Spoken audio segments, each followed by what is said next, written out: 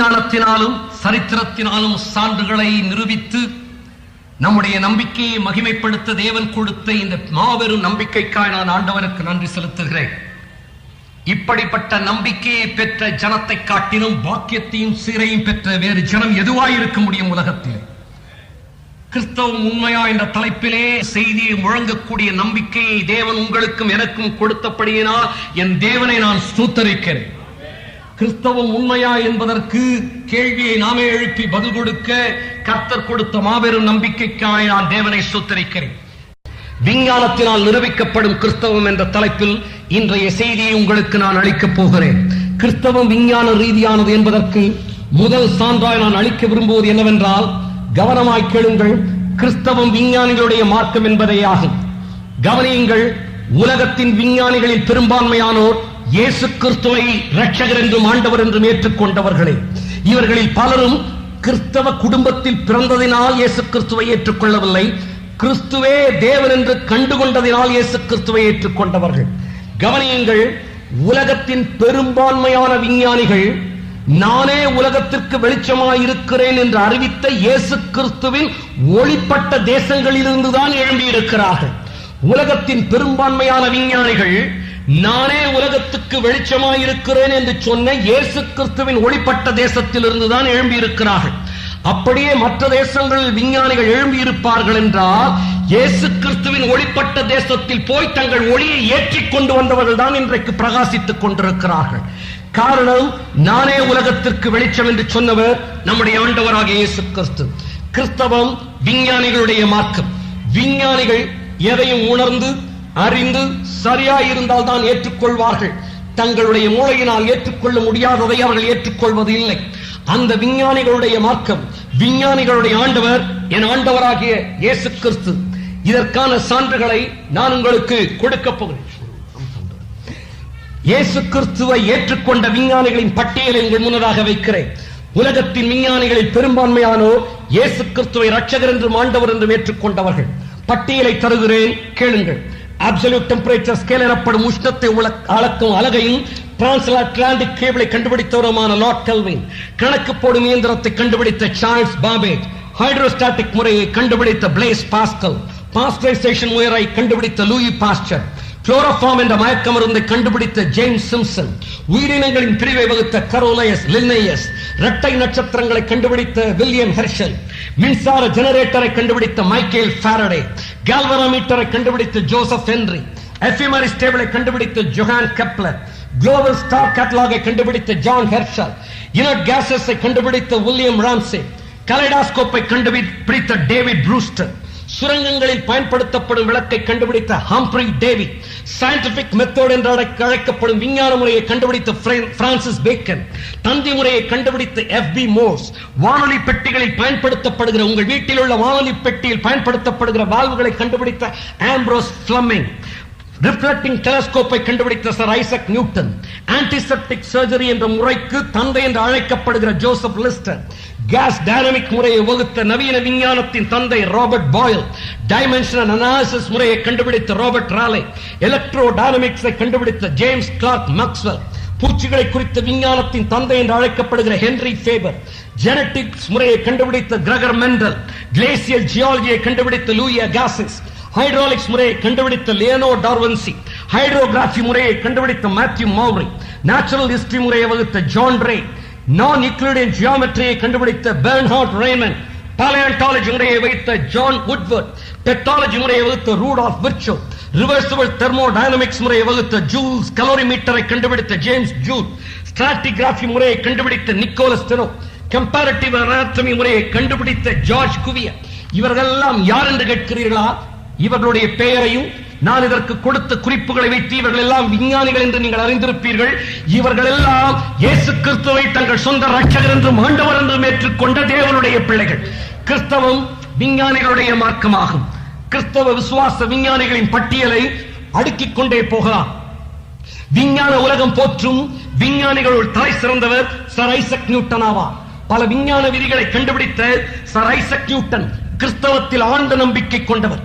விஞ்ஞான விதிகளை பலவற்றை கண்டுபிடித்த சர் ஐசக் நியூட்டனிடம் ஒரு கேள்வி கேட்கப்பட்டது. எப்படி இவ்வளவு விஞ்ஞான விதிகளை நீங்கள் கண்டுபிடித்தீர்கள் என்று கேட்டபோது அவர் பின்வருமாறு கூறினார். அவர் சொன்னார், நான் தெய்வ நம்பிக்கையுடையவன். நான் இயேசு கிறிஸ்துவை சொந்த ரட்சகராகவும் ஆண்டவராகவும் ஏற்றுக்கொண்டு ரட்சிக்கப்பட்டவன். ஆண்டவர் ஒருவர் தான் இந்த உலகத்தை எல்லாம் சிருஷ்டித்திருப்பார் என்றால் அவர் சில விதிகளின்படி இவ்வுலகத்தை உருவாக்கி இருப்பார் என்று இவ்விதிகளுக்காக தேடி நான் ஆராய்ச்சி செய்தேன். ஆகையால் அவற்றை கண்டுபிடித்தேன். சர் ஐசக் நியூட்டன் சொன்னாராம், தேவன் பேரில் உள்ளான என் நம்பிக்கையே நான் விஞ்ஞான விதிகளை கண்டுபிடிப்பதற்கு காரணமாயிருந்தது. சர் ஐசக் நியூட்டன் விஞ்ஞான விதிகளை கண்டுபிடித்ததற்கு காரணம் என்னவென்றால் இயேசு கிறிஸ்துவின் பேரில் இருந்த நம்பிக்கை. விஞ்ஞான விதிகளை அவர் கண்டுபிடித்ததற்கு காரணம் தேவன் பேரில் இருந்த நம்பிக்கை சர் ஐசக் நியூட்டனை விஞ்ஞான விதிகளை கண்டுபிடிக்க வைத்தது. ஆனால் ஒரு சிலருக்கோ விஞ்ஞான விதிகளின் மேல் நம்பிக்கை வந்தவுடனே ஆண்டவர் மேல் நம்பிக்கை போய்விடுவது பரிதாபம். இந்த சர் ஐசக் நியூட்டன் பல விஞ்ஞான விதிகளை கண்டுபிடித்தார். இவருடைய கண்டுபிடிப்புகளை தான் பலரும் அறிந்திருக்கின்றனர். ஆனால் விஞ்ஞானத்தை விட இறையியலில் தான் விஞ்ஞானத்தின் பாதவடியில் அவர் உட்கார்ந்திருந்த நேரத்தை விட ஆண்டவராகிய இயேசு கிறிஸ்துவின் பாதவடியில் உட்கார்ந்திருந்த நேரம் தான் அதிகம். எப்படி சொல்கிறீர்கள் என்கிறீர்களா? விஞ்ஞானத்தை குறித்து சர் ஐசக் நியூட்டன் எழுதின வார்த்தைகள் 10 லட்சம். ஆனால் கர்த்தர் வேதாகமத்தை, தேவனுடைய வேதாகமத்தை குறித்து சர் ஐசக் நியூட்டன் ஆராய்ச்சி செய்து எழுதின வார்த்தைகள் எத்தனை என்றால், விஞ்ஞானத்தை குறித்து சர் ஐசக் நியூட்டன் 10 லட்சம் வார்த்தைகளை எழுதினார். தேவன் உங்கள் கையிலும் என் கையிலும் கொடுத்திருக்கிற பரிசுத்த வேதாகமத்தை குறித்து தலை சிறந்த விஞ்ஞானியான சர் ஐசக் நியூட்டன் எழுதின வார்த்தைகள் 14 லட்சம். காரணம், விஞ்ஞானிகளுடைய மார்க்கம் கிறிஸ்தவம். சர் ஐசக் நியூட்டன் இவ்வாறு தெரிவித்தார், அரசியல்வாதிகளும் உலக தலைவர்களும் மனிதர்களால் ஏற்படுத்தப்பட்டவர்கள். அப்போஸ்தலர்களும் தீர்க்கதரிசிகளுமோ தேவனால் அனுப்பப்பட்டவர்கள். அவர்களின் சுவிசேஷத்தை உலகின் எந்த சக்தியாலும் அழிக்க முடியாது. நாங்கள் சொல்லவில்லை, கிறிஸ்தவர்கள் என்ற பெயரின் போர்வையிலே சொல்லவில்லை. தலை சிறந்த விஞ்ஞானி சொல்லுகிறார், அப்போஸ்தலர்களும் தீர்க்கதரிசிகளுமோ தேவனால் அனுப்பப்பட்டவர்கள். அவர்களின் சுவிசேஷத்தை உலகத்தின் எந்த சக்தியாலும் அழிக்க முடியாது. வானவெளி தளத்திலே சென்று சந்திரனில் நடந்தவர்கள் உலகத்தில் 12 பேரே ஆவர். அவர்களில் ஒருவர் ஜிம் இர்வின். வானவெளியிலே சென்று சந்திரனிலே சந்திர ஊர்தியை ஓட்டியவர் இந்த ஜிம் இர்வின். இவர் சொல்லுகிறார், மனிதன் சந்திரனில் நடந்தான் என்பதை விட ஆண்டவராகிய இயேசு கிறிஸ்து இந்த பூமியில் நடந்தார் என்பதே உன்னதமானது. தலை சிறந்த விஞ்ஞானிகள் ஏற்றுக்கொண்டவர் என் ஆண்டவராகிய இயேசு கிறிஸ்து. வானவெளி வீரர்கள் இரட்சகராக கண்டவர் என் ஆண்டவராகிய இயேசு கிறிஸ்து. விஞ்ஞானத்தின் தந்தை ராபர்ட் பாயில் இவ்வாறு சொல்லுகிறார், பரிசுத்த வேதாகமம் தத்துவ ரீதியானது, அது இயற்கை விதிகளுக்கு ஒத்தது. பூச்சிகளை குறித்து விஞ்ஞான பிரிவின் தந்தை என்று அழைக்கப்படுகிற ஹென்றி ஃபேபர் தெரிவிக்கிறார், தேவன் இல்லாமல் நான் எதையும் புரிந்து கொள்ள முடியாது. இயேசு கிறிஸ்து இல்லாவிட்டால் எல்லாமே இருள். இன்றைக்கு அநேகருக்கு உலகம் இருண்டு கொண்டிருப்பதற்கு காரணம் இயேசு இல்லாததினால். அவரே நானே உலகத்திற்கு வெளிச்சம் என்று சொன்னார். இந்த ஹென்றி ஃபேபர் சொன்னார், கடவுள் நம்பிக்கையை, இயேசு கிறிஸ்துவின் பேரில் உள்ள என்னுடைய நம்பிக்கையை என்னை விட்டு எடுப்பதை விட என் தோலை என்னை விட்டு உரித்து விடலாம். ஒரு விஞ்ஞானியினுடைய கூற்றை உங்கள் முன்னதாக வைக்கிறேன். மகப்பேறு மருத்துவத்தின் தந்தை என்று அழைக்கப்படுகிற ஜேம்ஸ் சிம்சன் இடத்தில் ஒரு கேள்வி கேட்கப்பட்டது. ஜேம்ஸ் சிம்சன் அவர்களே, உங்களுடைய மாபெரும் கண்டுபிடிப்பு எது என்று உங்களால் சொல்ல முடியுமா என்று சொல்லி ஜேம்ஸ் சிம்சன் சொன்னார், என்னுடைய கண்டுபிடிப்புகளிலே எதை நான் மிகவும் பெரியதாக கருதுகிறேன் என்றால், நான் ஒரு பாவி, இயேசு கிறிஸ்துவே என் இரட்சகர் என்பதே என்னுடைய கண்டுபிடிப்புகளில் உயர்ந்ததாய் நான் கருதுகிறேன் என்று தெரிவித்தார். ஹல்லேலூயா, ஹல்லேலூயா. விஞ்ஞானிகள் போற்றுகின்றவர் என் ஆண்டவராகிய இயேசு கிறிஸ்து. கலிலேயோ தெரிவித்தார், பைபிளும் இயற்கையும் கடவுளின் சொல்லால் உருவானவை. பைபிள் பரிசுத்த ஆவியானவரின் ஏவுதலால் எழுதப்பட்டது. நம்முடைய நாட்களில் வானளாக வளர்ந்திருப்பது வானவெளி ஆராய்ச்சி. இந்த வானவெளி ஆராய்ச்சிக்கு வித்திட்டவர் வெர்னர் வான் பிரான் என்ற விஞ்ஞானி ஆவார். இவர் கூறுகிறார், மனிதர்கள் வானவெளி களத்தில் பறப்பது ஒரு சாதனை. ஆனால் இந்த வானவெளி ஆராய்ச்சி மனித சமுதாயமானது அளவிட முடியாத வானவெளியை காண்பதற்கு ஒரு சிறிய கதவாக திறந்துள்ளது. இந்த சிறிய கதவின் வழியாக வானவெளியின் அளவிட முடியாத ரகசியங்களை நாம் பார்க்கும் போது இவற்றையெல்லாம் படைத்த சிருஷ்டி கர்த்தாவாகிய ஆண்டவராகிய இயேசு கிறிஸ்துவின் மேல் நமக்குள்ள நம்பிக்கை உறுதிப்படுகிறது என்று சொல்லி வானவெளி ஆராய்ச்சிக்கே வித்திட்ட வெர்னர் வான் பிரான் தெரிவிக்கிறார். பௌதிக விஞ்ஞானியான பிளைஸ் பாஸ்கல் கூறுகிற வேஜர் பாஸ்கல் என்ற ஒரு கருத்தை உங்கள் முன்னதாக வைக்கிறேன். கவனமாக கேட்டால் தான் நீங்கள் சிந்திக்க முடியும்.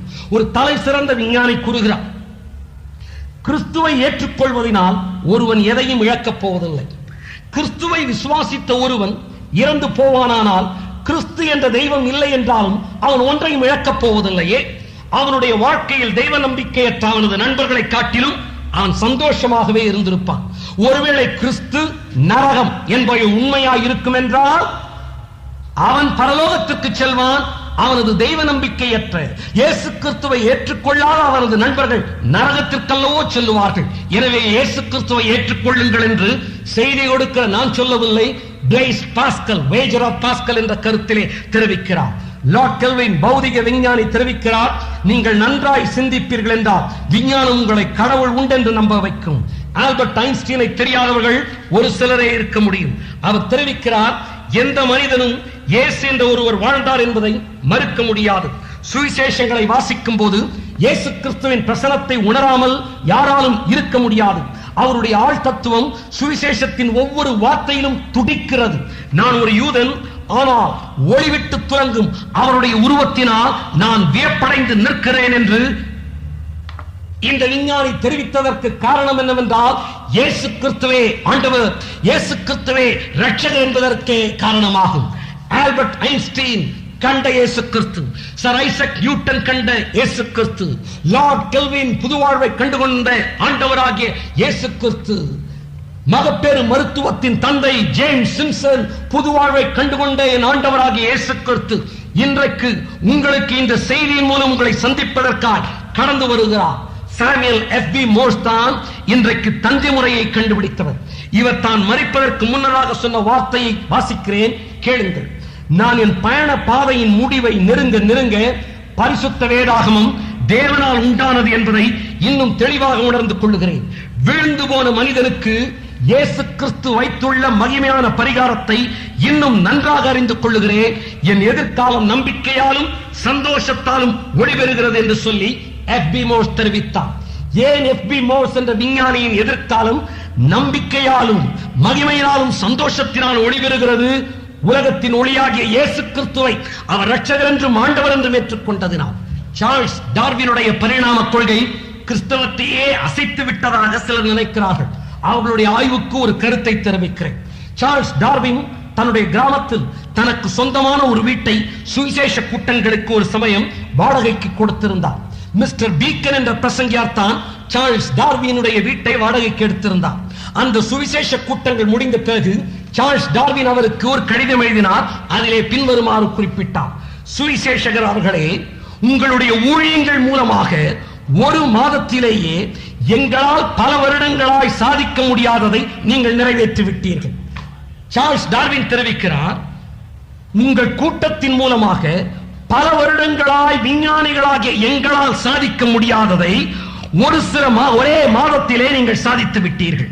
சார்ல்ஸ் டார்வினுடைய கடிதம் தொடர்கிறது, நாங்கள் இதுவரை ஒரு குடிக்காரனை கூட இதுவரை நாங்கள் மாற்றவில்லை. ஆனால் உங்களுடைய கூட்டங்கள் நடந்த பிறகு எங்களுடைய கிராமத்தில் ஒரு குடிக்காரன் கூட இல்லை. கரங்களை உயர்த்தி தேவனுக்கு ஒரு அல்லேலூயா சொல்லுவோமா?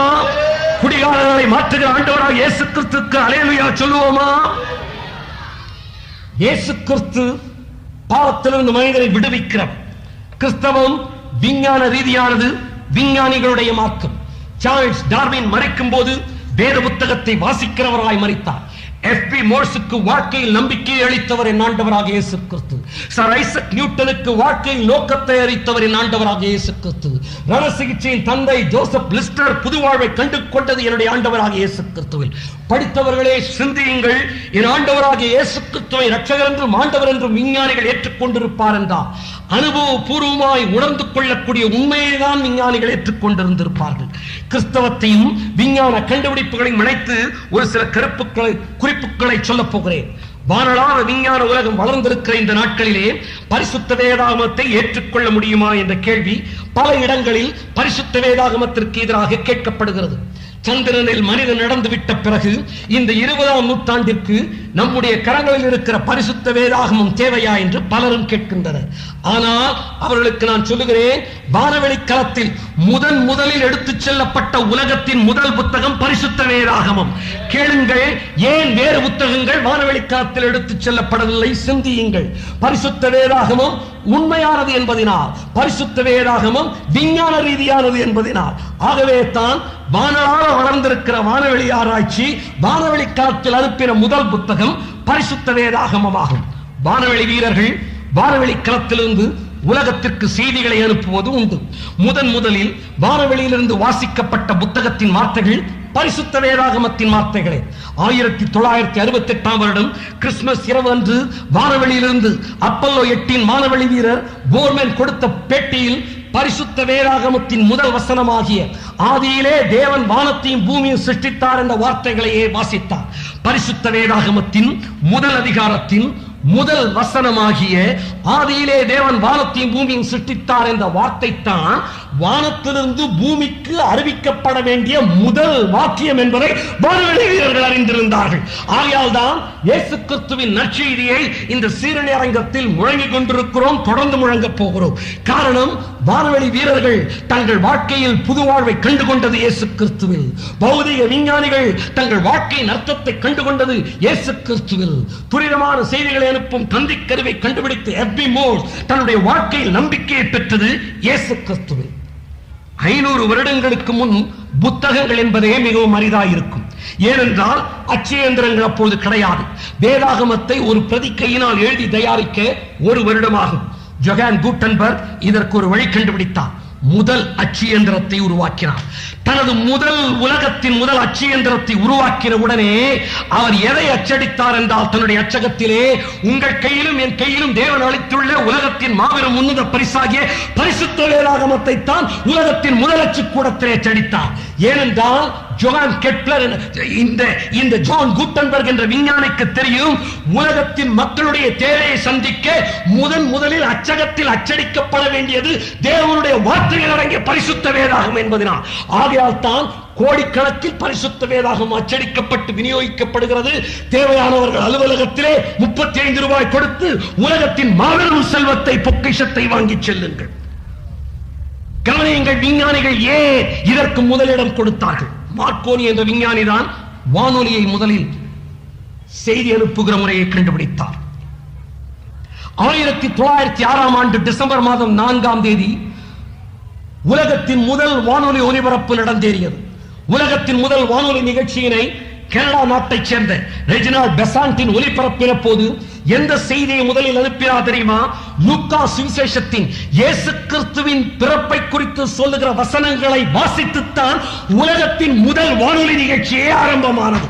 விஞ்ஞானிகளுக்கு தெரியும், வானொலியை கண்டுபிடித்த உடனே வானொலியில் ஒலிபரப்ப வேண்டிய செய்தி வானவரின் செய்திதான் முதல் செய்தி என்பதனால், கிறிஸ்தவம் விஞ்ஞான ரீதியானது என்பதனால் தான் விஞ்ஞானி தான் கண்டுபிடித்த வானொலியிலே முதலில் பரிசுத்த வேதாகமத்தின் செய்தி அனுப்பினார். பரிசுத்த வேதாகமம் கட்டுக்கதையா இருந்திருக்கும் என்றால் விஞ்ஞானிகள் தங்களுடைய முதல் கண்டுபிடிப்புகளிலே இதை பயன்படுத்தி இருக்க மாட்டார்கள். விஞ்ஞானிகள் தங்களுடைய முதல் கண்டுபிடிப்புகளிலே பரிசுத்த வேதாகமத்தின் வார்த்தைகளை, தேவனுடைய வார்த்தைகளை பயன்படுத்தி இருப்பார்கள் என்றால் பரிசுத்த வேதாகமம் விஞ்ஞான ரீதியானது.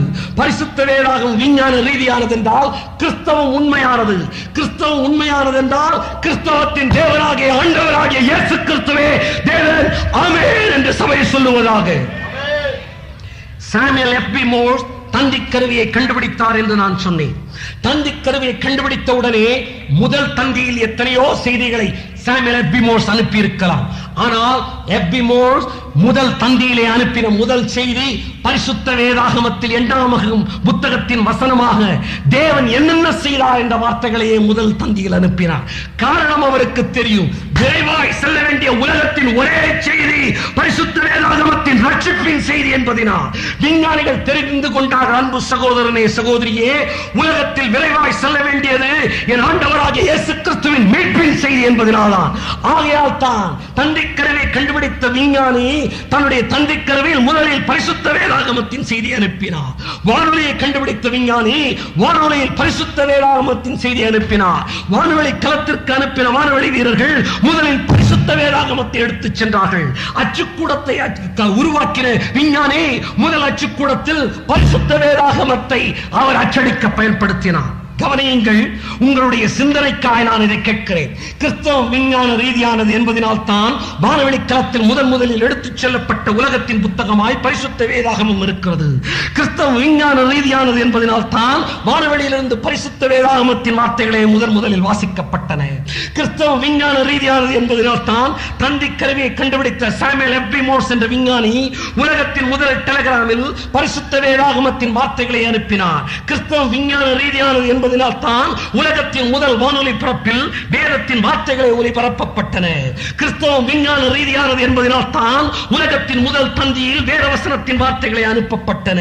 இயேசு கிறிஸ்துவின் பிறப்பின் செய்தியோடு தான் உலகத்தின் முதல் வானொலி பரப்பே ஆரம்பமானது. அன்று ஆரம்பமான கிறிஸ்தவ நற்செய்தியின் ஒலிபரப்பு இன்று வரை நிற்கவே இல்லை, அது நிற்காது. இயேசு கிறிஸ்து ஒருவரே முழங்கப்பட்டுக் கொண்டே இருக்கும். காரணம், வானவரின் செய்தி முழங்கப்படவே வேண்டும். கிறிஸ்தவம் விஞ்ஞான ரீதியானது என்பதற்கான சான்றுகளை தொகுத்துக் கொண்டிருக்கிறேன். கிறிஸ்தவம் பரிசுத்த வேதாகமும் விஞ்ஞான ரீதியானது என்றால் பரிசுத்த வேதாகமும் உண்மையானது. பரிசுத்த வேதாகமும் உண்மையானது என்றால் கிறிஸ்தவம் உண்மையானது. கிறிஸ்தவம் உண்மையானது என்றால் கிறிஸ்தவத்தின் தேவனே, கிறிஸ்தவத்தின் தேவனாகிய ஆண்டவராகிய இயேசு கிறிஸ்துவே தேவன். ஹல்லேலூயா, ஹல்லேலூயா. விஞ்ஞான கண்டுபிடிப்புகளுக்கு வித்திட்டது இந்த பரிசுத்த வேதாகம்.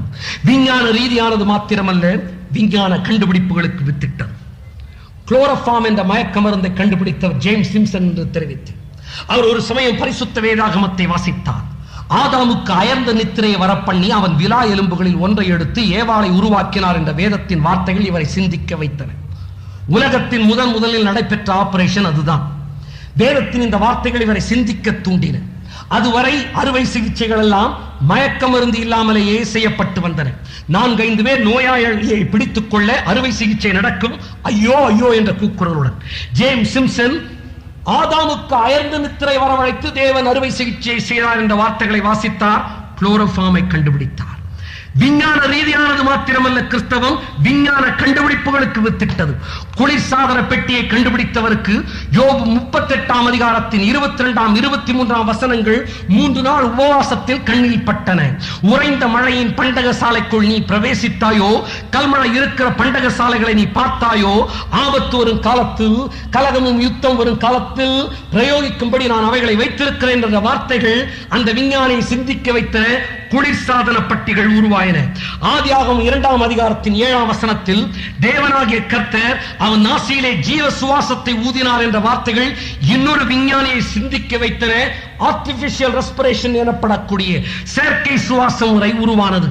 எனவே என் அன்பு சகோதரனே, சகோதரியே, கிறிஸ்தவம் விஞ்ஞான ரீதியானது மாத்திரமல்ல, கிறிஸ்தவம் விஞ்ஞானிகளுடைய மார்க்கம் என்பது மாத்திரமல்ல, கிறிஸ்தவம் விஞ்ஞான கண்டுபிடிப்புகளுக்கு வித்திட்ட ஒரு மார்க்கமாகும். விஞ்ஞான ரீதியான மார்க்கமாயிருக்கும் என்றால், விஞ்ஞானிகள் ஏற்றுக்கொள்ளுகிற ஒரு மார்க்கமாயிருக்கும் என்றால், என் அன்பு சகோதரனே, கிறிஸ்தவம் உண்மையாகத்தான் இருக்க முடியும். கிறிஸ்தவம் உண்மை என்றால் கிறிஸ்தவத்தின் தேவனாகிய ஆண்டவராகிய இயேசு கிறிஸ்துவை தேவனாய் இருக்க முடியும். அந்த இயேசு கிறிஸ்து சொன்னார், நானும் ஒரு வழி என்று சொல்லவில்லை, நானே வழி என்று சொன்னார். ஜேம்ஸ் சிம்சன் இயேசுவே வழி என்று கண்டார். எஃப்.பி. மோர்ஸ் நான் இயேசுவே வழி என்று கண்டார். மகப்பேறு மருத்துவத்தின் தந்தை ஜேம்ஸ் சிம்சன் இயேசுவே உலகத்தின் வழி என்று கண்டார். பௌதிக விஞ்ஞானி லார்ட் கெல்வின் இயேசுவே நீடு வாழ்வுக்கு, நித்திய வாழ்வுக்கு பதிலளிக்கிறவர் என்று கண்டார். வானவியல் கணித மேதை கலிலேயோ இயேசுவே ஒரே வழி என்று கண்டார். வானவெளி வீரர் சார்ல்ஸ் டியூக் இயேசு கிறிஸ்துவில் தன்னுடைய வாழ்க்கையின் அர்த்தத்தை கண்டு கொண்டார். இதுபோல பல விஞ்ஞானிகளின் சாட்சிகளை என்னால் அடுக்கிக் கொண்டு கிறிஸ்தவம் விஞ்ஞான ரீதியானது. கிறிஸ்தவத்தின் வேதமான பரிசுத்த வேதாகமம் ஒரு விஞ்ஞான புத்தகம் அல்ல. It's not a book of science, it's a scientific book. ஆனால் விஞ்ஞான ரீதியான புத்தகம். விஞ்ஞானம் தோன்றுவதற்கு முன்பாகவே விஞ்ஞான கருத்துக்களுடன் பரிசுத்த வேதாகமம் எழுதப்பட்டிருக்கிறது. பல சான்றுகளை என்னால் கொடுக்க முடியும். காலத்தின் கட்டுப்பாட்டில் ஒரு சில சான்றுகளை உங்கள் ஆய்வுக்கு நான் வைக்கிறேன். விஞ்ஞானம் தோன்றுவதற்கு முன்பாகவே விஞ்ஞான கருத்துக்களுடன் பரிசுத்த வேதாகமம் எழுதப்பட்டிருக்கும் என்றால், இந்த பரிசுத்த வேதாகமத்தை எழுதினவர் பரிசுத்தாவியானவராகிய ஆண்டவரே. பரிசுத்தாவியானவராகிய ஆண்டவரால் இந்த பரிசுத்த வேதாகமம் எழுதப்பட்டிருக்கும் என்றால், இந்த பரிசுத்த வேதாகமம் உண்மையானது. எனவே இந்த பரிசுத்த வேதாகமம் சொல்லுகிற தேவனாகிய ஆண்டவராகிய இயேசு கிறிஸ்துவே தேவனாயிருக்கிறார். ஒரு சில சான்றுகளை உங்களுக்கு சொல்லுகிறேன். விஞ்ஞான உலகம் கண்டுபிடிக்கும் முன்பாகவே வேதம் வெளிப்படுத்தியிருக்கும் விஞ்ஞான கருத்துக்களை அடுக்குகிறேன், கேளுங்கள். விஞ்ஞான உலகம் கண்டுபிடிப்பதற்கு முன்னதாகவே, விஞ்ஞான உலகம் ஆராய்ந்து அறிவதற்கு முன்னதாகவே பரிசுத்த வேதாகமும் வெளிப்படுத்தியிருக்கிற பல விஞ்ஞான கருத்துக்களை உங்கள் ஆய்வுக்கு நான் வைக்கப் போகிறேன். நீங்களே தீர்மானத்தை செய்ய போகிறீர்கள். அரிஸ்டாட்டில், பிளேட்டோ, டொலோமி, அரிஸ்டார்கஸ் இவர்கள் எல்லாம் பூமி தட்டையாக உள்ளது என்று நம்பி வந்தனர். கிமு 506 வாழ்ந்த பித்தகோரஸ் என்ற கணித மேதைத்தான் பூமி உருண்டையானது என்று தெரிவித்தார். ஆனால் அரிஸ்டாட்டில், பிளேட்டோ, டொலோமி இவர்கள் அக்கருத்தை ஏற்றுக்கொள்ளவில்லை. பூமி தட்டையாக உள்ளது என்று நம்பி வந்தனர். 16ஆம் நூற்றாண்டில் தான் பூமி உருண்டையானது என்று கலிலேயோ நிரூபிக்க விஞ்ஞான உலகம் அதை ஏற்றுக்கொண்டது. விஞ்ஞான உலகம் இவ்வாறு பூமி உருண்டையா தட்டையா என்று சண்டையிட்டுக் கொண்டிருக்க 2500 வருடங்களுக்கு முன்பே பூமியை உருவாக்கிற தேவன் தனது தீர்க்கதரிசியான ஏசாயாவின் மூலமாக அவரது புத்தகத்தின் 40ஆம் அதிகாரத்தின் 22ஆம் வசனத்திலே நான் பூமி உருண்டையின் மேல் வெற்றிருக்கிறவர் என்று தெரிவித்திருக்கிறார். விஞ்ஞானிகள் பூமி உருண்டையா இல்லையா என்று சண்டையிட்டுக் கொண்டிருப்பதற்கு பல்லாயிரம் வருடங்களுக்கு முன்பே பூமி உருண்டை என்று வேதம் வெளிப்படுத்தி இருக்கும் என்றால் தேவனே என்று வேறு யார் இந்த பரிசுத்த வேதாகமத்தை எழுதியிருக்க முடியும்? இந்த பரிசுத்த வேதாகமத்தின் தேவனே என்று வேறு யார் தேவனாய் இருக்க முடியும்? பூமி 5 தூண்களால் நிற்கிறது என்று எகிப்தியர் நம்பினர். அட்லஸ் சுமந்து கொண்டிருக்கிறான் என்று கிரேக்கர் நம்பினர். இந்தியர்கள் எப்போதுமே கொஞ்சம் விசித்திரமாக நம்புவார்கள். யானையும் பாம்பும் சுமந்து கொண்டிருக்கின்றன என்று இந்தியர் நம்பினார். சர் ஐசக் நியூட்டன் தான் பூமி அந்தரத்திலே தொங்கிக் கொண்டிருக்கிறது என்றார். இவ்விஞ்ஞான கருத்தை பரிசுத்த வேதாகமத்தில் முதலில் எழுதப்பட்ட புத்தகமான யோபின் புத்தகத்திலே தேவனை யோபிற்கு வெளிப்படுத்தி இருக்கிறார். யோபு 26ஆம் அதிகாரத்தின் 7ஆம் வசனத்தில் அவர் உத்திர மண்டலத்தை வெட்ட வெளியிலே விரித்து பூமியை அந்தரத்திலே தொங்க வைக்கிறார் என்று யோபு குறிப்பிட்டுள்ளார். நமது காலத்தின் விஞ்ஞானியான சர் ஐசக் நியூட்டனின் கண்டுபிடிப்பை பல்லாயிரம் வருடங்களுக்கு முன்பே வெளிப்படுத்தும் கிறிஸ்தவம் விஞ்ஞான ரீதியானது. இக்கருத்தை பூமி உருண்டை வடிவத்திலே உருவாகி அந்தரத்திலே தொங்குகிறது என்ற கருத்தை தேவனே என்று வேறு யார் வெளிப்படுத்தி இருக்க முடியும்? பூமி சுற்றுவதில்லை, அது திடமான அஸ்திவாரத்தின் மேல் அசையாமல் நிற்கிறது என்று பிளேட்டோ, அரிஸ்டாட்டில், அரிஸ்டார்கஸ் என்பவர்கள் நம்பி வந்தனர். 500 வருடங்களுக்கு முன் தான் கோப்பர்னிக்கஸ் பூமி தன்னைத்தானே சுற்றி கொண்டிருக்கிறது என்பதை கண்டுபிடித்தார். பூமி சுழலுவதனால் தான் இரவு பகல் மாறி மாறி ஏற்படுகிறது. பூமி சுற்றுவதனால் தான் இன்றைக்கு நம்முடைய தேசத்திற்கு இரவாய் இருக்கும் போது அமெரிக்காவிற்கு பகலாய் இருக்கிறது. இந்த பூமி சுற்றுகிறது என்பதை கோப்பர்னிக்கஸ் 500 வருடங்களுக்கு முன் தான் கண்டுபிடித்தார். ஆனால் தேவன் நம்முடைய கரங்களில் கொடுத்திருக்கிற பரிசுத்த வேதாகமம் பல்லாயிரம் வருடங்களுக்கு முன்பாகவே தெரிவித்திருக்கிறது பூமி சுற்றுகிறது என்பதை. சான்றுகளை தருகிறேன், கேளுங்கள். பூமியை தேவன் சிருஷ்டித்த போதே அவர் பூமியை சுழல செய்திருக்கிறார். வெளிச்சத்தையும் இருளையும் தேவன் வெவ்வேறாக பிரித்தார் என்று பரிசுத்த வேதாகமத்தின் முதல் புத்தகத்தின் முதல் அதிகாரமே தெரிவிக்கிறது. வெளிச்சமும் இருளும் வெவ்வேறாக பிரிக்கப்பட்டன என்று வேதம் உரைப்பதினால் என்ன தெரிவிக்கிறது என்றால் சிருஷ்டிப்பின் முதல் நாளிலேயே தேவன் பூமியை சுழல செய்து விட்டார் என்று தெரிவிக்கிறது. 500 வருடங்களுக்கு முன்னதாக கோப்பர்னிக்கஸ் பூமி தன்னைத்தானே சுற்றிக் கொள்ளுகிறது என்பதை கண்டுபிடித்ததை பல்லாயிரம் வருடங்களுக்கு முன்னதாகவே பரிசுத்த வேதாகமும் தன்னுடைய முதல் புத்தகத்தின் முதல் அதிகாரத்திலேயே வெளிப்படுத்தி இருக்கும் என்றால் பரிசுத்த வேதாகமத்தை எழுதியவர் தேவனே. பரிசுத்த வேதாகம் விஞ்ஞான ரீதியானது. பரிசுத்த வேதாகம் விஞ்ஞான ரீதியானதினால் கிறிஸ்தவம் உண்மையானது. கிறிஸ்தவம் உண்மையானதினால் கிறிஸ்தவத்தின் தேவனாகிய ஆண்டவராகிய இயேசு கிறிஸ்துவே தேவன். இயேசு கிறிஸ்து உலகத்திற்கு மீண்டுமாய் வரக்கூடிய ஒரு கடைசி காலத்திற்குள்ளாய் வாழ்ந்து கொண்டிருக்கிறோம். உலகத்தின் சிருஷ்டிப்பின் ஆரம்பத்தில் மாத்திரம் பூமி சுற்றுகிறது என்ற கருத்தை தேவன் வெளிப்படுத்தவில்லை. கவனியுங்கள், உலகத்தின் முடிவிலும் பூமி சுற்றுகிறது என்ற கருத்தை தேவன் வெளிப்படுத்தி இருக்கிறார். பகல் இரவு மாறி மாறி வருகிறது பூமி சுற்றுவதனால் என்ற விஞ்ஞான கருத்தை தேவன் வெளிப்படுத்தி இருக்கிறார். இயேசு கிறிஸ்துவின் வருகை எப்படி சம்பவிக்கும் என்பதை வேதம் தெரிவித்திருக்கிறது. இமை பொழுதிலே அவருடைய வருகை சம்பவிக்குமா? in a flash, in a flicker of a moment கர்த்தருடைய வருகை சம்பவிக்கும் என்பதை பலமுறை இந்த கூட்டங்களில் இந்த இடத்திலிருந்து முழங்கிக் கொண்டிருக்கிறோம். இமை பொழுதிலே இயேசு கிறிஸ்துவின் வருகை சம்பவிக்கும் போது ஒரு தேசத்திற்கு அது இரவு நேரமாயிருக்கும், இன்னொரு தேசத்திற்கு அது பகல் நேரமாயிருக்கும், இன்னொரு தேசத்திற்கு மத்தியான நேரமாயிருக்கும். இவ்வாறு பல்வேறு தேசங்களுக்கு பல்வேறு நேரம் இருக்கும் போது இயேசு கிறிஸ்துவின் வருகை சம்பவிக்கும். இதை இயேசு கிறிஸ்து விஞ்ஞான ரீதியான கருத்தோடு விளக்குகிறார். பாமர மக்களும் புரிந்து கொள்ளும் வகையில் 2 பேர் வயலிலே அறுப்பறுத்துக் கொண்டிருப்பார்கள். ஒருவன் எடுத்துக் கொள்ளப்படுவான்.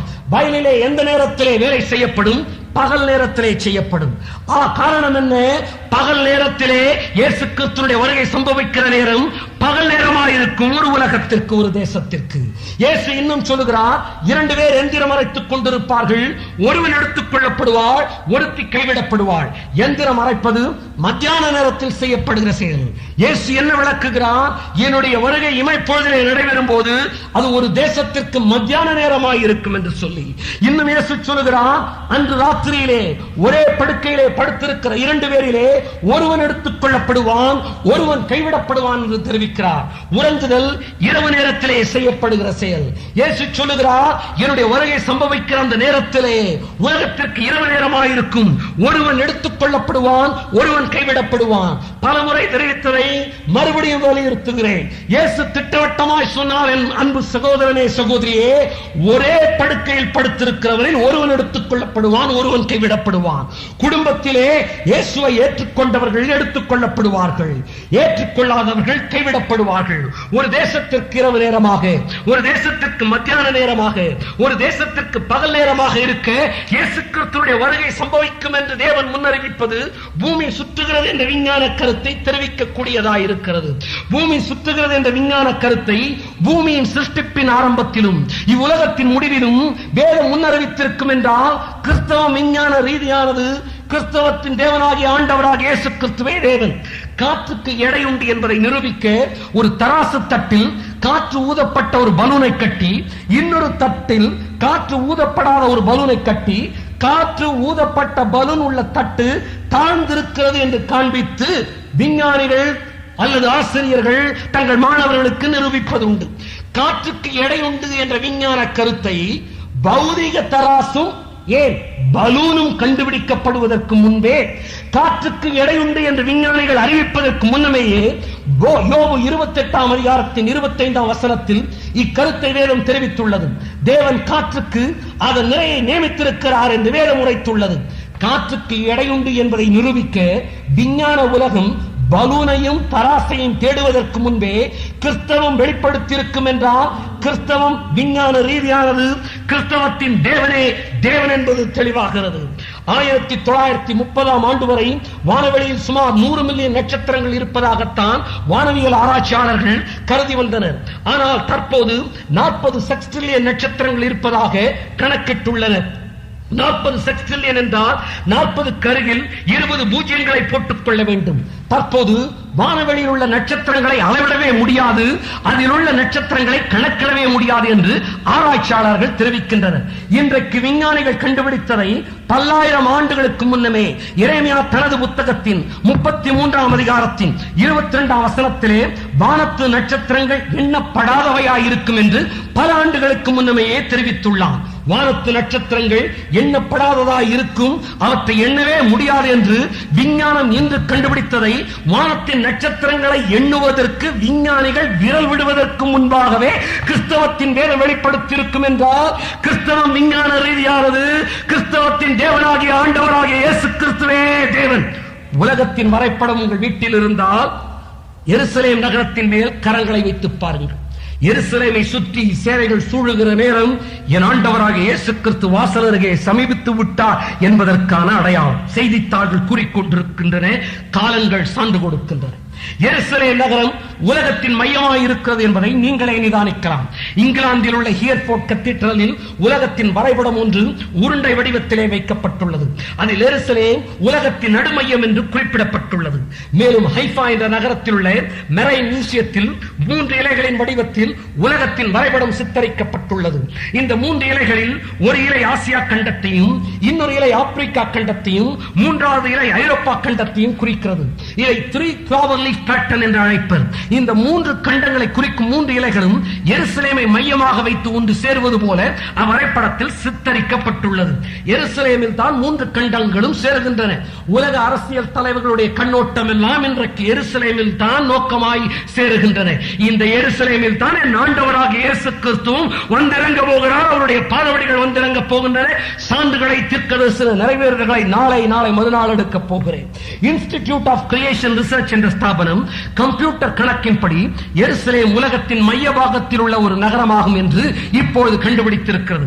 இவ்வாறு எருசலேம் உலகத்தின் மையத்தில் இருக்கிறது என்பது இப்போது கண்டுபிடித்ததை 2500 வருடங்களுக்கு முன்னதாகவே தனது தீர்க்கதரிசியான எசேக்கியேலுக்கு நம்முடைய தேவன் வெளிப்படுத்த ஞானமுள்ளவராயிருந்தார். எசேக்கியேல் 5ஆம் அதிகாரத்தின் 5ஆம் வசனத்திலே இதோ எருசலேமை புற ஜாதிகளின் நடுவிலே வைத்தேன் என்று தேவன் தெரிவிக்கிறார். ஒரு மொழிபெயர்ப்பிலே Jerusalem is the navel of the world என்று சொல்லப்பட்டிருக்கிறது.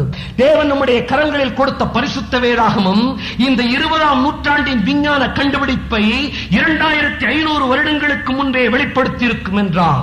பூகோள படங்களும் கம்ப்யூட்டரும் கண்டுபிடிக்கப்படுவதற்கு முன்பே சரியாய் வெளிப்படுத்தி இருக்கும் என்றார்.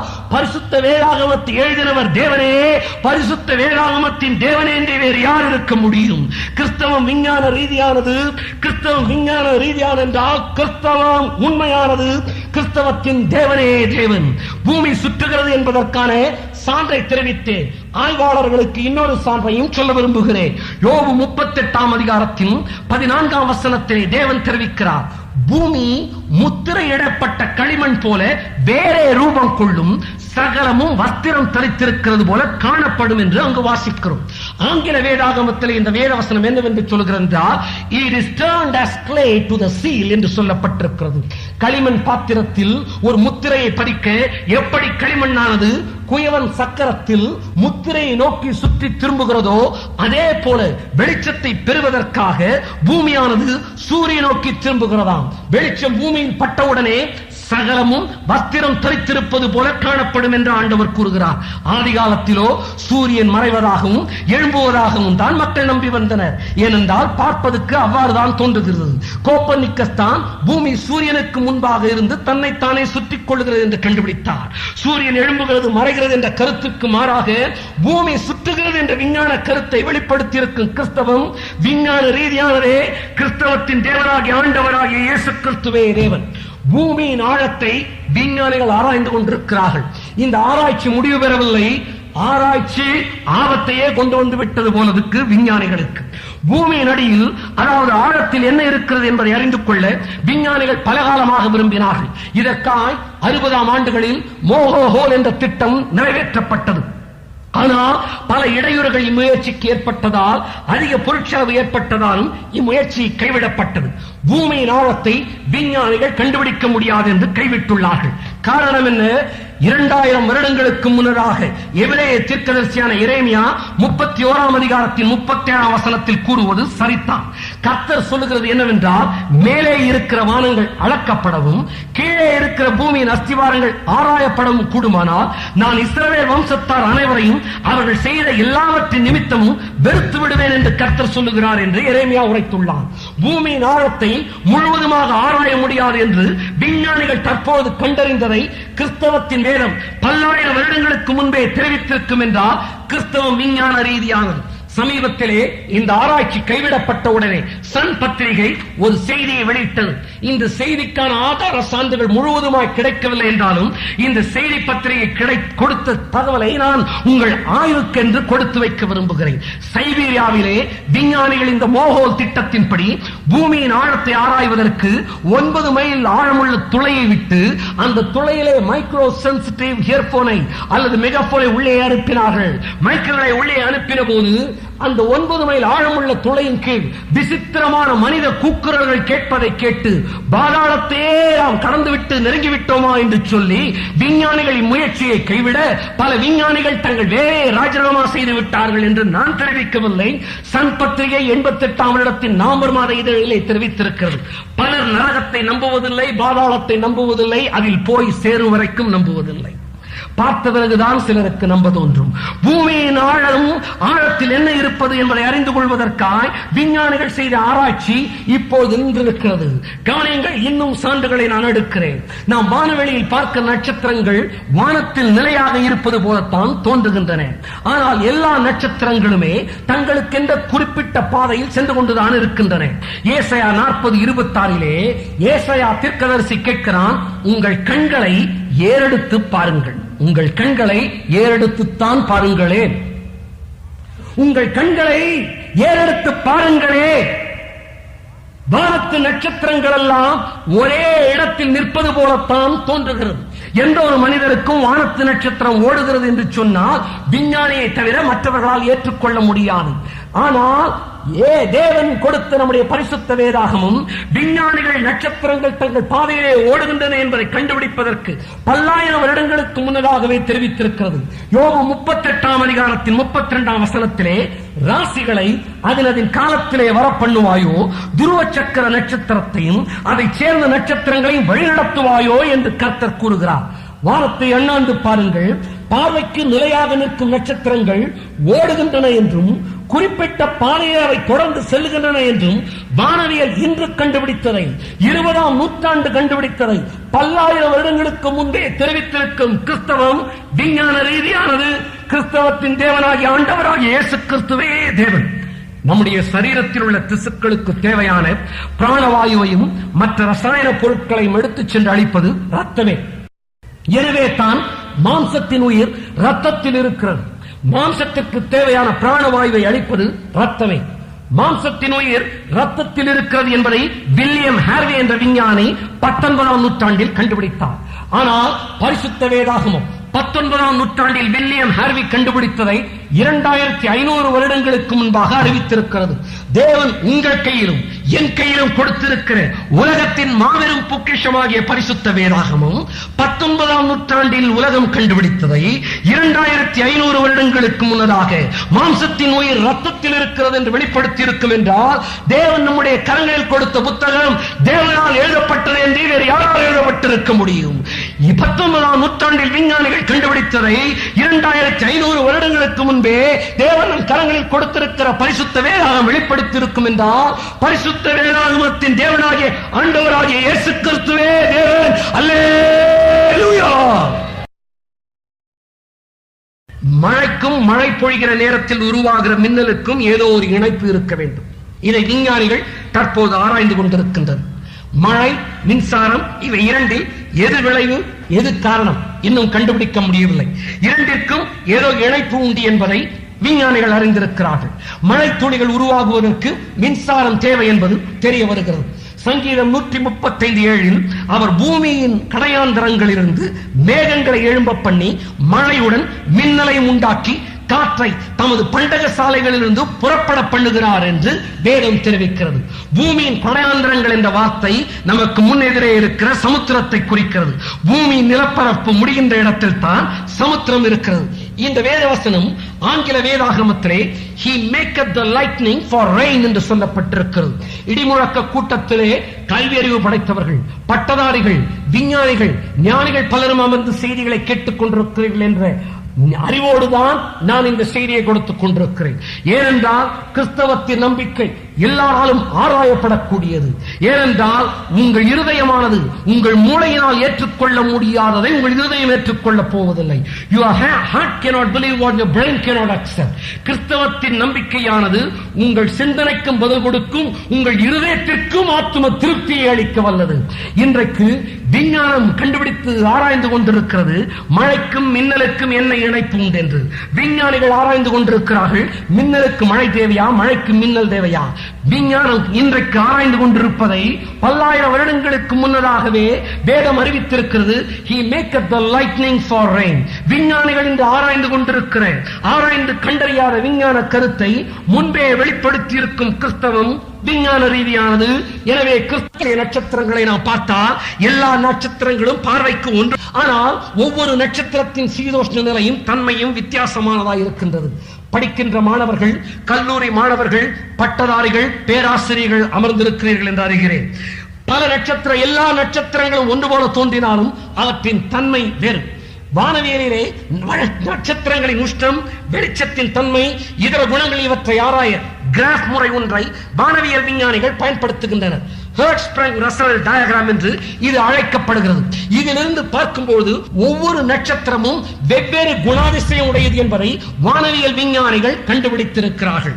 வானவியல் ஆராய்ச்சியாளர்கள் டயகிராம் வைத்து பல கிராஃப் முறைகளை பின்பற்றி ஒவ்வொரு நட்சத்திரமும் வித்தியாசமானது என்று கண்டுபிடித்ததை ஒரு ஆராய்ச்சியும் செய்யாமல் தேவன் தம்முடைய அப்போஸ்தலனாகிய பவுலுக்கு அவனது புத்தகமாகிய 1 கொரிந்தியர் 15:41 சூரியனுடைய மகிமை வேறு, சந்திரனுடைய மகிமை வேறு, நட்சத்திரங்களுடைய மகிமை வேறு என்று 2000 வருடங்களுக்கு முன்பே வெளிப்படுத்தி இருப்பார் என்றால் கிறிஸ்தவம் விஞ்ஞான ரீதியானது, கிறிஸ்தவம் உண்மையானது.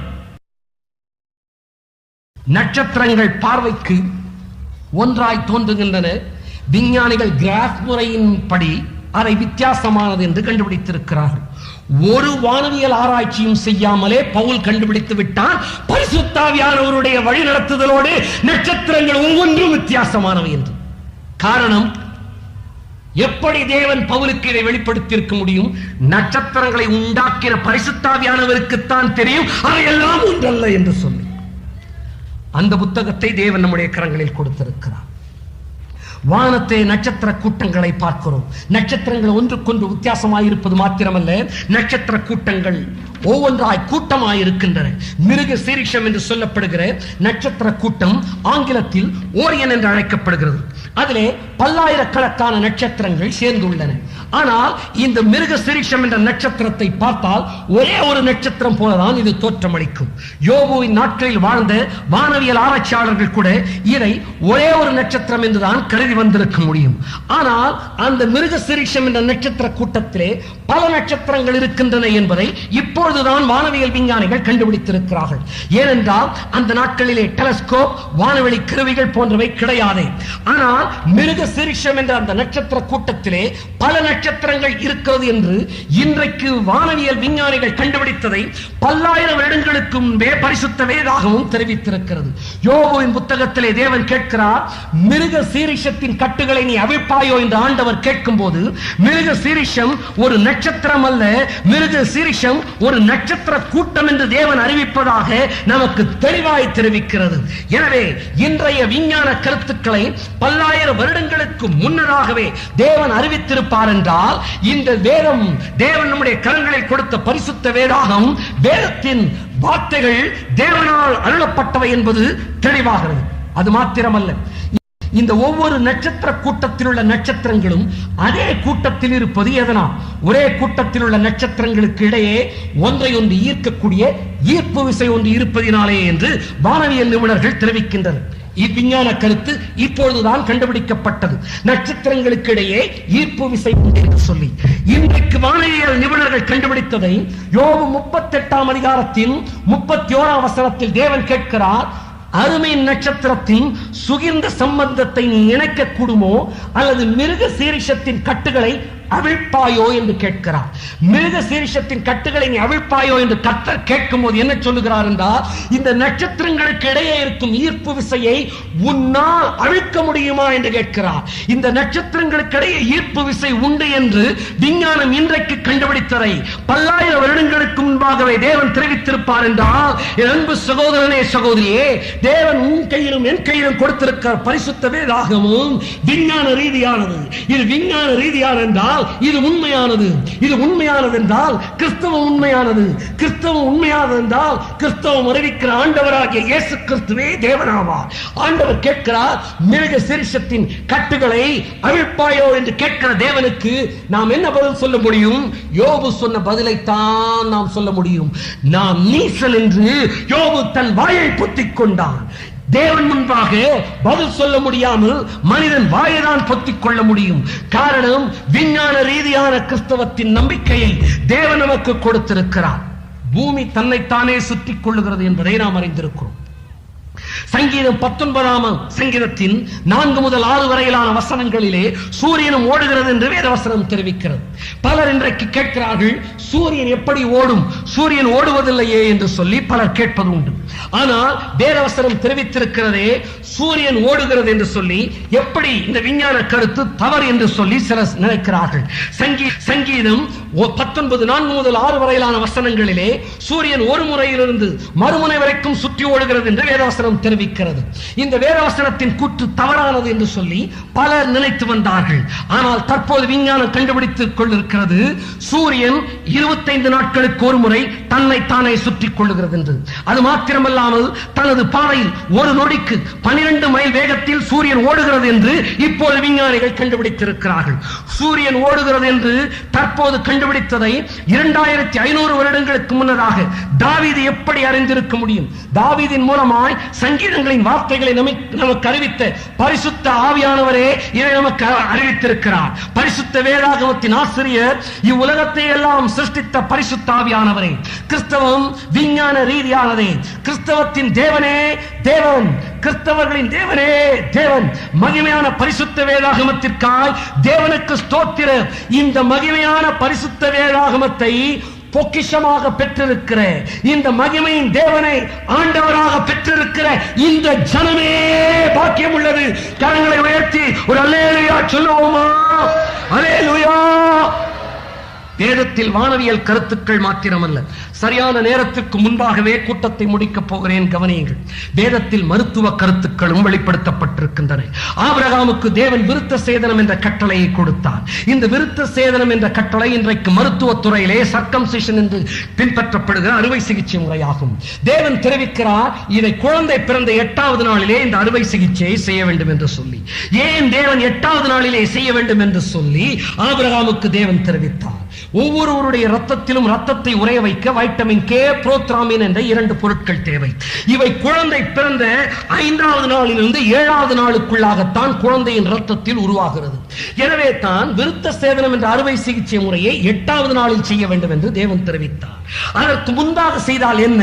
இந்த புரோத்ராமின் வைட்டமின் கேவும் குழந்தையின் ரத்தத்திலே போதுமான அளவு இல்லாததினால் இந்த அறுவை சிகிச்சையினால் குழந்தையின் ரத்தத்தை இழக்க குழந்தை மரிக்க நேரிடும். எனவே 8வது நாளில் தான் இந்த அறுவை சிகிச்சையை செய்ய வேண்டும் என்று தேவன் தெரிவித்திருக்கிறார்.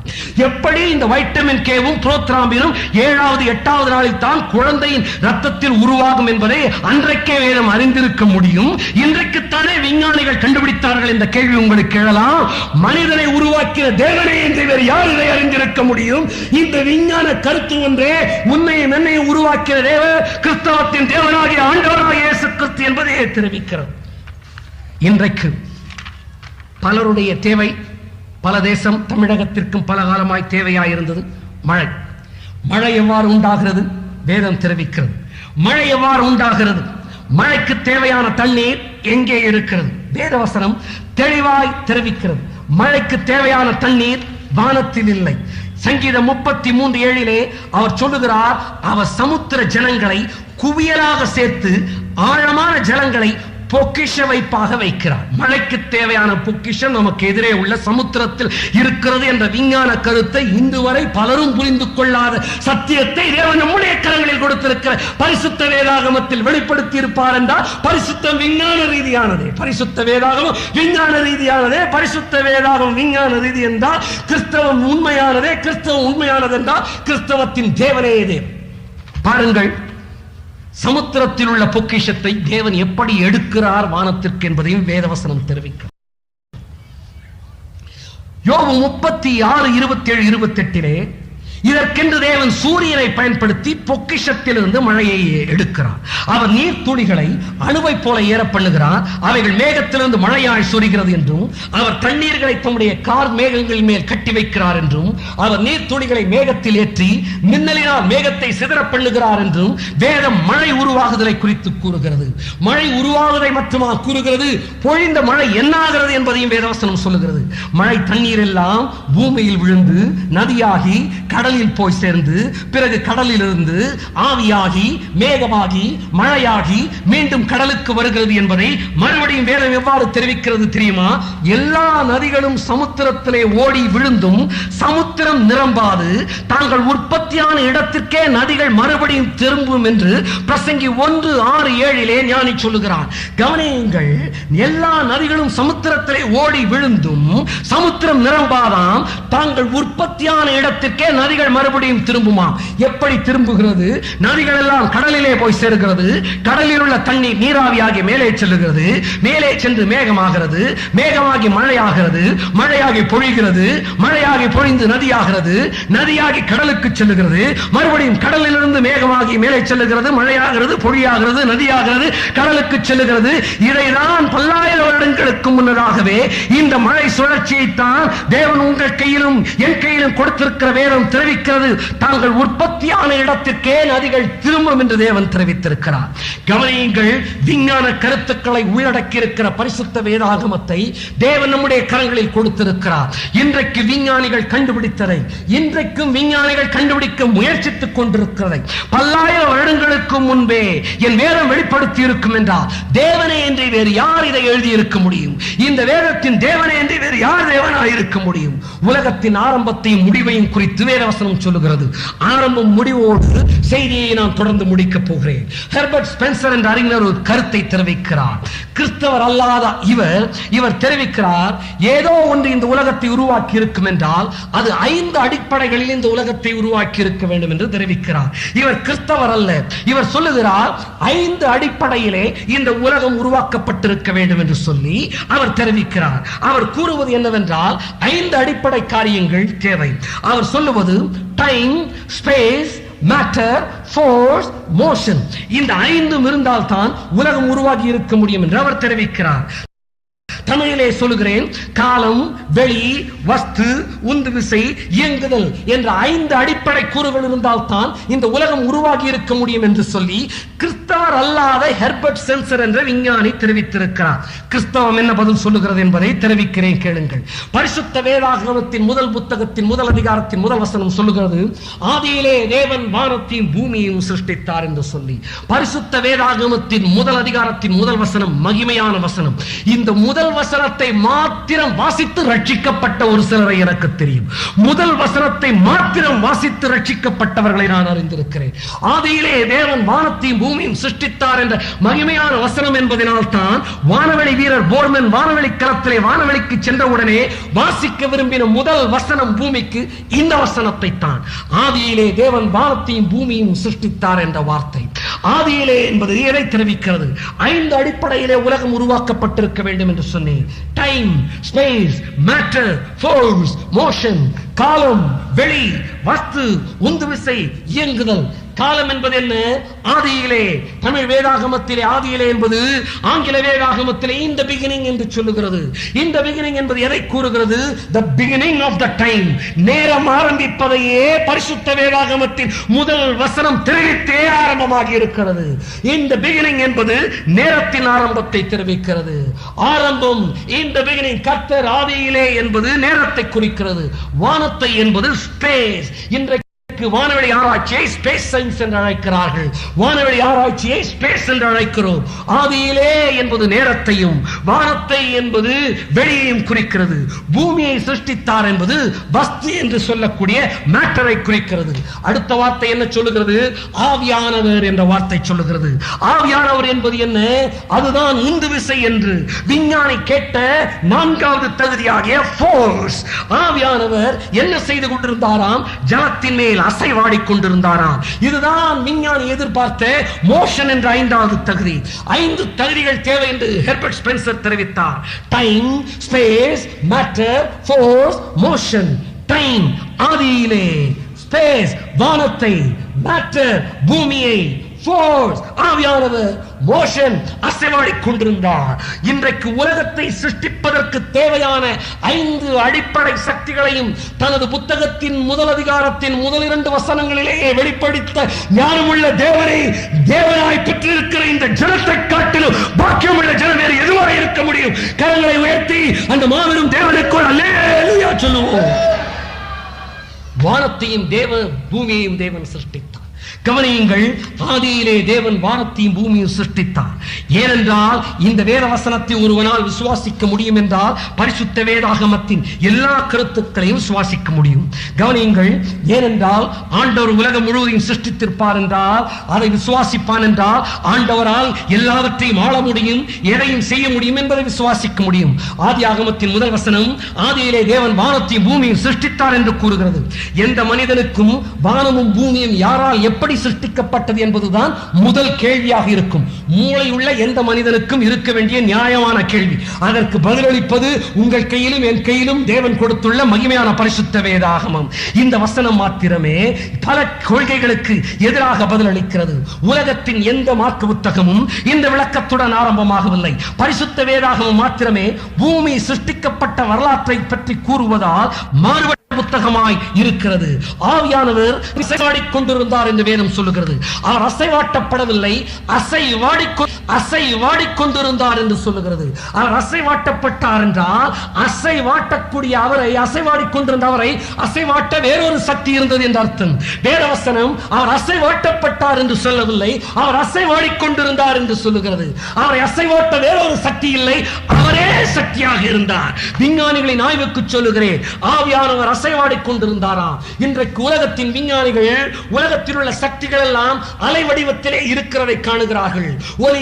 ஒளி, காந்த சக்தி எல்லாமே அலை வடிவத்திலே இருக்கிறது என்பதை கண்டறிந்திருக்கிறார்கள். ஏன் அலை வடிவத்தில் இருக்கிறது தெரியுமா? இந்த சக்திகளை உருவாக்கின ஆவியானவர் ஆதியிலே அந்த சக்தியை உருவாக்கின போது அசைவாடினார். அலை வடிவத்திலே தான் சக்திகள் உருவாகின. இன்றைக்கு விஞ்ஞான கருத்தை பல்லாயிரம் வருடங்களுக்கு முன்னதாகவே தேவன் நமக்கு வெளிப்படுத்தி இருக்கிறார். கவனியுங்கள், ஆதியிலே தேவன் வானத்தையும் பூமியும் சிருஷ்டித்தார் என்று சொல்லி வானமும் பூமியும் எவ்வாறு உருவானது என்று சொல்லுகிற வேத புத்தகம் தேவன் எவ்வாறு உருவானார் என்பதை சொல்லுவதில்லையே. பலருக்கு இது கேள்வி. தேவன் ஒருவர் எப்படி உருவானார் என்பதை ஏன் சொல்லவில்லை? கவனியுங்கள், இந்த வேத வசனங்கள் தேவன் இல்லை என்ற கொள்கை உருவாகுவதற்கு முன்பாகவே எழுதப்பட்டன. எனவே இல்லாத ஒன்றை நிரூபிப்பதற்கும் அவளுக்கு தேவையில்லை. அது மாத்திரமல்ல, வானமும் பூமியும் எவ்வாறு உருவானது என்பதை வெளிப்படுத்துவதற்காக தேவன் இந்த கருத்தை தெரிவித்தார். அது மாத்திரமல்ல, தேவன் வானமும் பூமியும் காலத்திற்கு உட்பட்ட இந்த வானமும் பூமியும் எவ்வாறு உருவானது என்பதை தெரிவித்தார். ஆனால் காலத்திற்கு அப்பாற்பட்டவர் தேவன். எனவே அவர் எப்படி ஆரம்பித்தார் என்று சொல்லுவதில்லை. அவர் ஆதியும் அந்தமுமானவர், அவர் ஆரம்பமும் முடிவும் இல்லாதவர். ஆகவே வேதம் அதை குறித்து சொல்லவில்லை. இந்த உலகமும் வானமும் பூமியும் எவ்வாறு உருவானது என்பதை மாத்திரம் வேதம் தெரிவித்திருக்கிறார். கவனியுங்கள், உலகத்தின் சிருஷ்டிப்பை கூறுகிற வேதம் உலகத்தின் முடிவை குறித்தும் சொல்லாமல் விட்டுவிடவில்லை. If the Bible has spoken about the origin of the heaven and earth, the Bible has sure to say something about the destiny of the heaven and earth.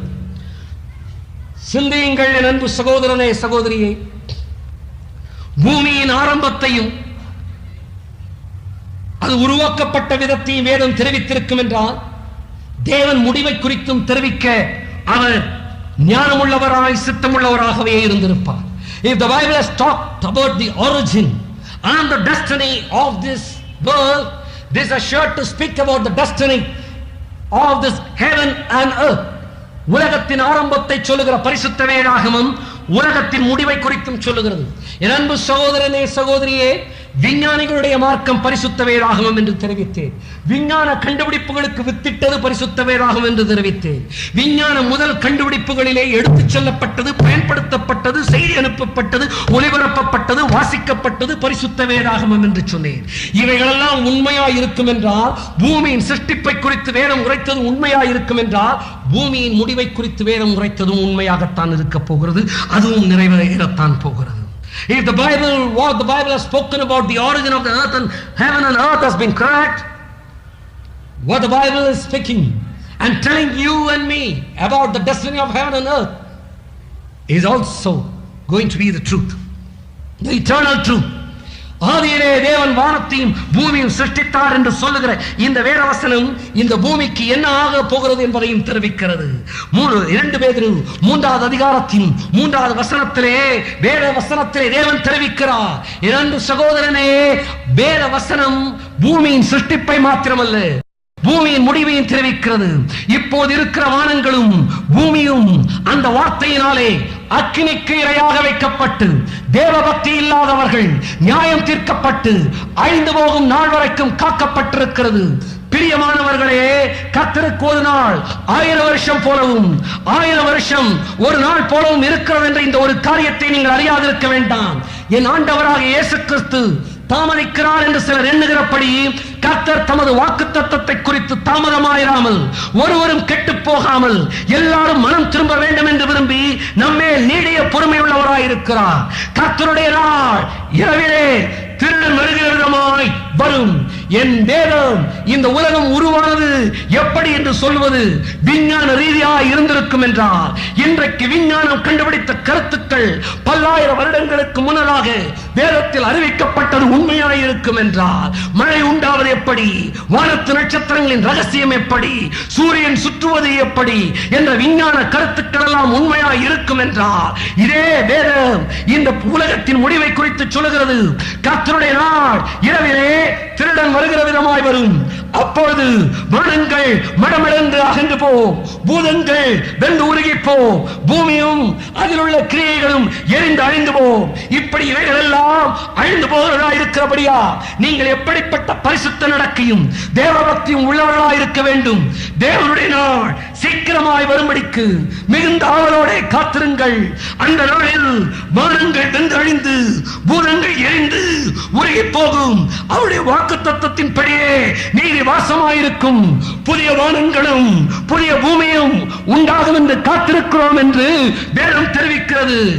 என் ஆண்டவராக இயேசு கிறிஸ்து சொன்னார், வானமும் பூமியும் ஒழிந்து போம், என் வார்த்தைகளோ ஒழிந்து போவதில்லை என்று இயேசு கூறினார்.